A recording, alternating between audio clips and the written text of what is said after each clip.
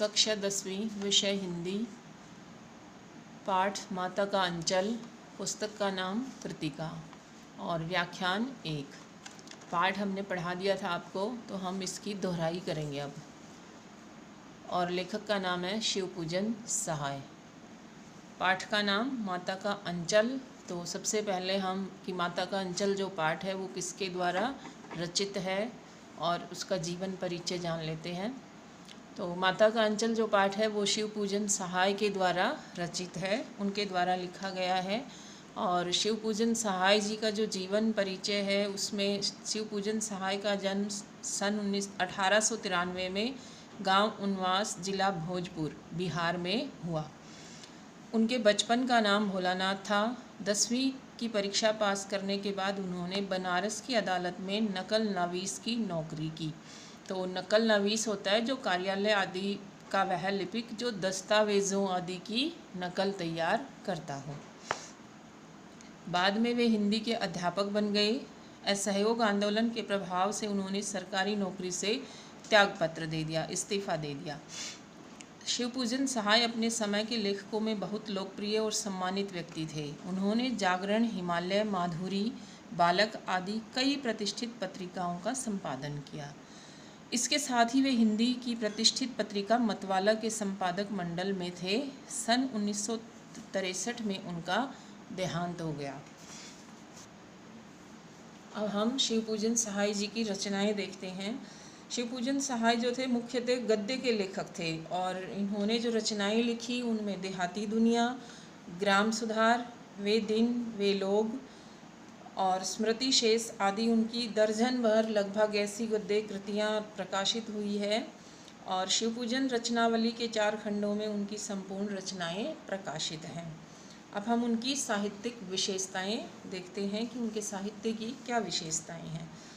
तो सहाय जो थे आधुनिक हिंदी साहित्य के प्रमुख साहित्यकार माने जाते हैं। उन्होंने समाज की विडंबनाओं, समस्याओं, सामाजिक, राजनीतिक आदि विषयों का यथार्थ, वास्तविक चित्रण किया है। समाज में बढ़ रहे शोषण के प्रति उन्होंने आवाज़ उठाई है। उन्होंने सामाजिक कुरीतियों का, मतलब जो समाज में फैली हुई बुरी प्रथाएं हैं, उनका उन्होंने डटकर विरोध किया। उन्होंने नारी में चेतना जागृत करने का प्रयास भी किया और सहाय जी ने ग्रामीण संस्कृति का अनूठा चित्रण किया है। अब हम देखते हैं शिवपूजन सहाय जी की भाषा शैली। तो सहाय जी की भाषा शैली सरस, सरल, बड़ी खड़ी बोली है और उनकी भाषा में लोक जीवन और लोक संस्कृति के प्रसंग सहज ही मिल जाते हैं। उनकी भाषा में आंचलिक शब्दों का प्रचुर प्रयोग किया गया है, मतलब बहुत अधिक प्रयोग किया गया है। और इसके साथ साथ तत्सम, तद्भव, उर्दू, फारसी, अंग्रेज़ी आदि भाषाओं के शब्दों का प्रयोग हुआ है। और इन्होंने वर्णनात्मक, चित्रात्मक और विवरणात्मक शैलियों का भावपूर्ण प्रयोग किया है। मुहावरों एवं लोकोक्तियों के प्रयोग से इनकी भाषा में रोचकता और प्रवाहमयता उत्पन्न हो गई है। संभवतः शिवपूजन सहाय हिंदी साहित्य के महान लेखक थे।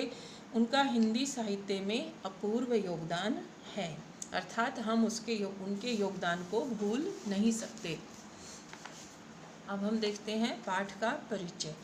तो माता का अंचल जो पाठ है यह अंश शिवपूजन सहाय के उपन्यास देहाती दुनिया से लिया गया है और सन 1926 में प्रकाशित देहाती दुनिया हिंदी का पहला आंचलिक उपन्यास माना जाता है। इतना ही नहीं, यह स्मरण शिल्प में लिखा गया है और हिंदी का पहला उपन्यास भी माना गया है कि जो शिल्प में स्मरण शिल्प में लिखा गया है।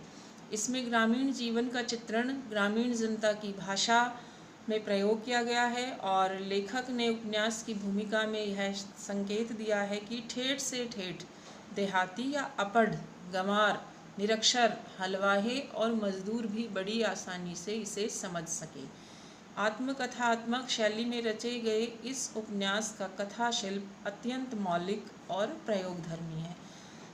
शिशु चरित्र भोलानाथ कथानक दृष्टि का बिंदु है, अर्थात यहाँ पर जो मुख्य केंद्र बिंदु है, मुख्य जो पात्र है वो भोलानाथ है। संकलित अंश में ग्रामीण अंचल और उसके चरित्रों का एक अनोखा चित्र है। बच्चों के खेल, कौतूहल, माता की ममता, पिता का दुलार, लोकगीत आदि अनेक प्रसंग इसमें शामिल हैं। और शहर की चकाचौंध से दूर गांव की सहजता को यहाँ पर लेखक ने आत्मीयता के साथ प्रस्तुत किया है। और यहाँ बच्चों के मनोभावों की अभिव्यक्ति करते करते लेखक ने तत्कालीन समाज के पारिवारिक परिवेश का चित्रण भी किया है। तो पहले हम पाठ में आए कठिन शब्दों के अर्थ देखते हैं बेटा, कि पाठ में जो कठिन शब्द हैं उनके क्या अर्थ है। अंचल का अर्थ होता है गोद या आंचल। मृदंग का अर्थ है एक तरह का वाद्य यंत्र होता है मृदंग। और तड़के का अर्थ है भोर, सवेरा, सुबह। भभूत का अर्थ होता है राख। दिक करना, परेशान करना। लीलार का अर्थ है ललाट या मस्तक। और आईना, दर्पण, निहारा, देखा। स्थिल का अर्थ है कमज़ोर। उतान का अर्थ है पीठ के बल लेटना। गोरस, गो का अर्थ गाय होता है, और तो गाय का दूध। सानकर, मिलाकर। और अफरजाना, पेट भर जाना। ठोर, जगह, मर्दुए, आदमी। महतारी कहते हैं माता को। और कड़वा तेल सरसों का तेल होता है। बोथकर, सराबोर करके या सराबोर करना, मतलब उस चीज़ में पूरी तरह से उसको लगा देना उस चीज़ को। बाट जोना, इंतज़ार करना। हमजोली, साथी। तो जितना अंश इस पाठ का आज हम पढ़ेंगे ये उसके अंतर्गत आने वाले कठिन शब्दों के अर्थ थे। बाकी आपको मैं साथ साथ बताती जाऊंगी। और आपको भी ये पाठ पढ़ना है, अपनी पुस्तक में से इसको पढ़ना है। तो पाठ के मुख्य संकेत बिंदु हमने बनाए हैं कि उसके ऊपर हम आपको व्याख्या बताएंगे इसकी। तो पहला संकेत बिंदु देखते हैं, भोलानाथ और पिताजी में लगाव। लगाव का अर्थ होता है कि एक दूसरे से प्रेम। तो पाठ में जो है कि जहाँ लड़कों का संग तहाँ बाजे मृदंग, जहाँ बूढ़ों का संग तहाँ खर्चे का तंग। अर्थात जहाँ लड़के होते हैं वहाँ खुशियाँ होती हैं, अर्थात जहाँ बच्चे होते हैं वहाँ पर खुशियाँ होती है। और जहाँ बूढ़ों का संग, मतलब जहाँ पर बड़े बूढ़े होते हैं वहाँ पर खर्चे की और इस तरह की सब बातें होती है। और हमारे पिताजी तड़के उठकर यहाँ पर जो है पाठ में भोलानाथ के जो पिताजी थे वो सुबह उठकर जल्दी उठ जाते थे और पूजा करने बैठ जाते थे। और बचपन में ही भोलानाथ जो थे उनके अंग लग गए थे, मतलब उनके साथ ही रहते थे। और माता से केवल भोलानाथ का दूध पीने तक का नाता था, इसलिए पिता के साथ ही भोलानाथ बाहर की बैठक में सोया करते थे और वह अपने साथ ही भोलानाथ को पूजा में बिठाते थे तथा साथ ही नहला धुला लेते थे और पूजा में बिठाकर उसे भभूत का तिलक लगाते थे। तिलक लगाने के लिए भोलानाथ परेशान करते थे, तो कुछ हंसकर और झुंझलाकर और कुछ डांटकर। पिता जो थे वो भोलानाथ के मस्तक पर, लीलार पर त्रिपुंड बना देते थे। त्रिपुंड होता है कि आड़ी तिरछी रेखा, मतलब आड़ी रेखाएं खींचना। और तो भभूत का तिलक लगाने से भोलानाथ जो थे वो भभूत उनके मस्तक पर बड़ी ही सुंदर लगती थी। और भोलानाथ के सिर में लंबी लंबी जटाएं थी और भभूत रमाने से भोलानाथ जो थे वो खासे बम भोला बन जाते थे। और पिताजी ने इसीलिए बड़े प्यार से भोलानाथ का नाम भोलानाथ कहकर उनको पुकारते थे। पर असल में भोलानाथ जो थे उनका नाम भोलानाथ नहीं था, बचपन में उनका नाम तारकेश्वर नाथ था। और भोलानाथ जो थे अपने पिता को बाबूजी कहते थे और माता को मैया कहकर पुकारते थे। और जब भोलानाथ के बाबूजी जो थे वो पूजा करते थे तो वो रामायण का पाठ करते थे और भोलानाथ उनके पास ही बगल का अर्थ होता है पास में ही बैठे रहते थे और आईने में अपना मुंह निहारा करते थे। आईना, दर्पण, तो उसमें अपने आप को देखते रहते थे। और जब भोलानाथ के पिताजी उसकी तरफ देखते तो भोलानाथ जो थे वो मुस्कुराकर और कुछ शर्माकर आईना नीचे रख देते थे और उनके पिताजी भी मुस्कुरा पड़ते थे। और जब उनके पिताजी पूजा पाठ कर चुकते थे उसके बाद वो राम नाम लिखते थे और उनकी एक रामनामा बही थी, उसी के ऊपर वो 1000 बार राम नाम लिखकर उसे पाठ करने की जो पोथी थी, पोथी का अर्थ होता है पुस्तक, उसके साथ बांधकर रख देते थे। और फिर उन 500 बार कागज़ के छोटे छोटे टुकड़ों पर राम नाम लिखते और उनको आटे की गोलियों में लपेट देते और उन गोलियों को लेकर गंगा की ओर चल पड़ते थे। और जब उनके पिताजी गंगा की तरफ जाते थे अर्थात गंगा पर जाते थे, तो उस समय भोलानाथ जो था अपने पिता के कंधे पर विराजमान रहता था। और जब वे गंगा के अंदर आटे की एक एक गोलियां फेंककर मछलियों को खिलाते थे, तब भोलानाथ उनके कंधे पर ही बैठे बैठे हंसते रहते थे। जब वे मछलियों को चारा देकर घर की ओर लौटने लगते, तब बीच रास्ते में झुके हुए पेड़ों की डालों पर उनके पिता उनको झूला झुलाते थे, अर्थात बीच में जो पेड़ आते थे उनकी टहनियाँ झुकी हुई होती थी, उनके ऊपर बिठाकर उनके पिता उन्हें झूला झुलाते थे। और कभी कभी उनके पिताजी जो थे उनके साथ खेल भी करते थे। तो पिता का बच्चे के साथ खेलना, अर्थात खेल खेलते थे तो क्या करते थे कि जब खेल खेलते तो कुश्ती, मतलब खेल में वो उनके साथ कुश्ती लड़ते थे और खुद कमज़ोर पड़ जाते और भोलानाथ के बल को बढ़ावा देते थे। अक्सर आपने देखा होगा घर में कोई छोटा बच्चा होता है, उसके साथ कोई बड़ा खेलता है तो खुद ही वो उस खेल में हार जाता है ताकि बच्चे को खुशी मिले। और फिर भोलानाथ जो थे वो अपने पिता को पछाड़ देते थे और उनके पिता उतान पड़ जाते, मतलब पीठ के बल लेट जाते थे और भोलानाथ उनकी छाती पर चढ़कर बैठ जाता और उनकी लंबी लंबी मूँछों को खींचने लग जाता था। और फिर जब हंसता रहता था, उनके पिता जो थे वो हंसते रहते थे, मूँछों को छुड़ाते थे और फिर भोलानाथ के हाथों को चूम लेते थे और फिर उससे बारी बारी से खट्टा और मीठा चुम्मा मांगते थे। और जब भोलानाथ उनके गालों को चूमता तो उनके पिता उनके कोमल गालों के ऊपर अपनी दाढ़ी या मूछ गड़ा देते थे और जिससे भोलानाथ जो था वो झुंझला उठता, उसे क्रोध आता था और वो उन पिता की मूँछों को नोचने लग जाता था, अर्थात खींचने लग जाता था। और इस पर उसके पिता जो हैं वो बनावटी रोने लग जाते थे और यह देखकर भोलानाथ थोड़ा सा हटकर खड़ा हो जाता और खिलखिलाकर हंसने लग जाता था। अब भोलानाथ के जो माता पिता थे वो अपने बच्चे को खाना कैसे खिलाते थे, अर्थात भोलानाथ को खाना कैसे खिलाते थे। तो पिता और भोलानाथ जब घर आते, हंसते हुए घर में आते थे और जब दोनों ही साथ में चौके में खाने के लिए बैठ जाते थे और उनके पिता जो थे उनको फूल के कटोरे में, फूल का कटोरा मतलब किसी चमकदार धातु से बना हुआ कटोरा, उसमें गोरस मतलब गाय का दूध और भात सान कर, भात का अर्थ होता है चावल, उसको मिला करके उसे खिलाते थे। और जब खाकर अफर जाते अर्थात भोलानाथ का पेट भर जाता, तब भी उनकी मैया जो थी, माँ जो थी, वो थोड़ा सा और खिलाने की हट करती थी क्योंकि माँ को लगता था कि भाई बच्चे का पेट अभी नहीं भरा है।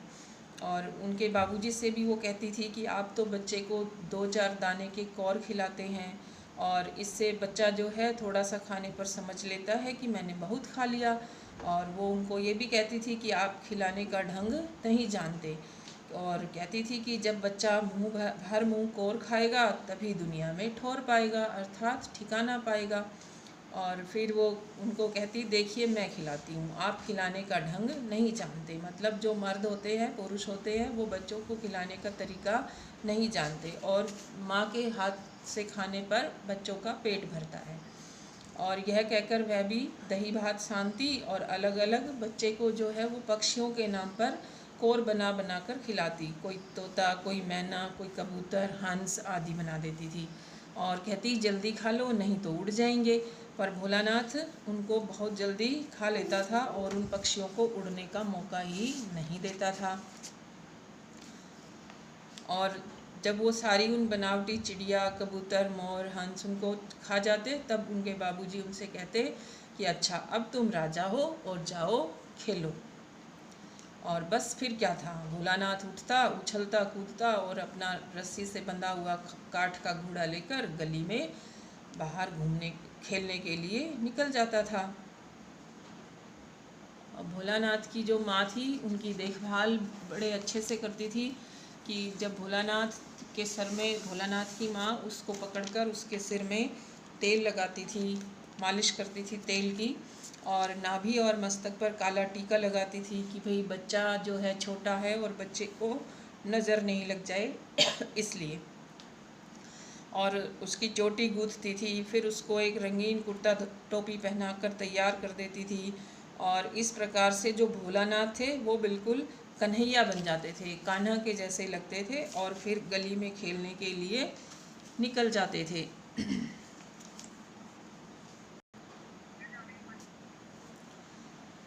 तो वो अच्छे खासे फिर कन्हैया बन जाते थे। और क्योंकि उनकी माँ ज़बरदस्ती से उनके सिर में तेल लगाती थी, उनको उबटन लगाती थी, और ये सारी चीज़ें भोलानाथ को अच्छी नहीं लगती थी, तो वो रोने लग जाते थे और फिर सिसकते सिसकते अपने पिता की गोद में बाहर आते थे। और जब बाहर आते तो उनको गली में अपने हमजोली दिखाई देते, जो उनके खेलने का इंतज़ार, उनके साथ खेलने का इंतज़ार कर रहे होते थे। तो उनको देखकर भोलानाथ जो है सिसकना भूल जाता था, अर्थात रोना धोना भूल जाता था।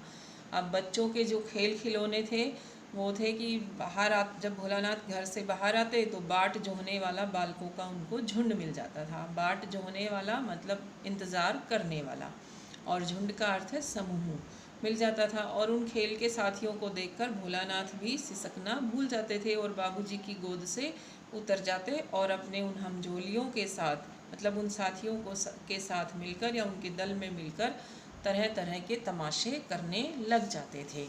इसका आगे का अंश हम कल पढ़ेंगे। अब जितना हमने पढ़ा उस पर आधारित प्रश्न हमने आपको दिए हैं, जो आपको अपनी उत्तर पुस्तिका में लिखने हैं। पहला प्रश्न है, लेखक के पिता भोलानाथ को पूजा में अपने साथ क्यों बिठाते थे? दूसरा है, पाठ में बालक का वास्तविक नाम क्या था, उसका नाम भोलानाथ क्यों पड़ा?